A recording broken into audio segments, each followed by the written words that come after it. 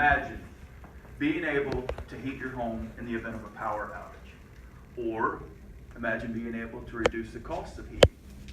Winter times in Ohio kind of get nasty a lot of times. We have a lot of blowing wind, cold temperatures, sometimes we get a fair amount of snow.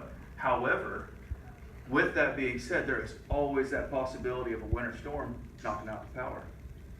A few years ago, my aunt and uncle went an entire week without power, lost a lot of food, freezing to death the whole winter long. My uncle ended up deciding to put in a generator. However, a couple years ago, I decided to take a different approach. I wasn't quite so worried about the power going out as I was just being so cold, being so expensive to heat the house with a fuel oil furnace. So I installed a wood burning stove. Today, I'm going to show you guys how to build one yourself. Very simple DIY project that just about anybody can do. Simple materials that you can buy in Rural King or Tractor Supply.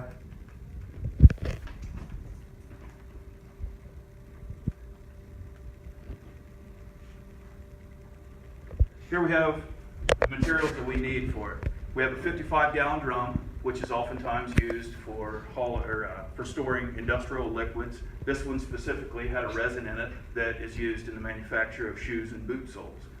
We have a barrel stove kit, which is the door assembly and the flue collar. The flue collar is the device that attaches your chimney pipe to the actual stove to get rid of all your smoke and everything. We have fire brick, we have fire cement. Okay, fire brick is a specially made brick that is intended to take the high temperatures that you end up producing inside of a wood stove. Regular bricks that buildings are made out of will not work because they'll just explode. First thing you're going to need to do is mark your holes. Okay, here on the left we have the inside of where the door opening was traced out, and over here on the right we have where the flue collar attaches. We're marking the holes. We're going to cut them out. We are. I used an angle grinder and a jigsaw to cut these out. Once you've got those placed, you're going to need to go ahead and mount them. Okay. All we did, we drilled some holes in the screw holes, put the bolts in, job's done. Simple as that. Very easy to do. After that, you're going to add the feet. Okay, you need to have the feet parallel to the opening of the door, because you don't want to end up having your door open sideways or anything like that. Okay. After you do that, it's time to burn it. This is incredibly important because it has to get the paint off of the outside and any materials that was left over on the inside out of it. Otherwise, your fire brick's not going to stick. Or if you don't burn it, you're going to end up having all this paint burning off inside your home, which is nasty, and nobody wants to breathe that. After you burn it, you're going to need to clean it.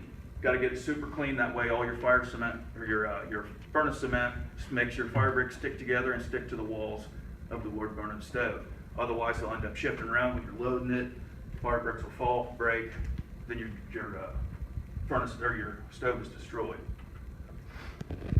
Here we're test fitting it. This tells us how many fire brick we actually need. For this project, we ended up using 30. Basically, you had to cut some of them in order to get them to all fit in there properly. Okay.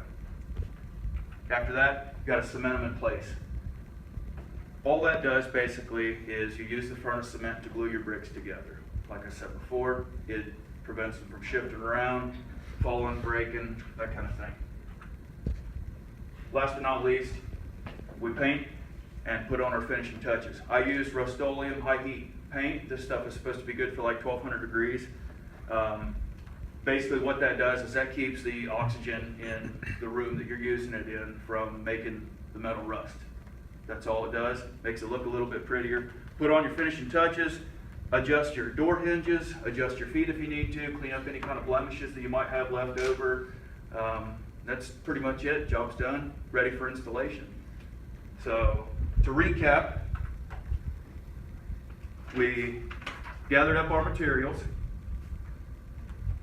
We installed our door, our flue collar, and our feet. We built a fire inside of it to burn it. We cleaned it, bricked it, and painted it.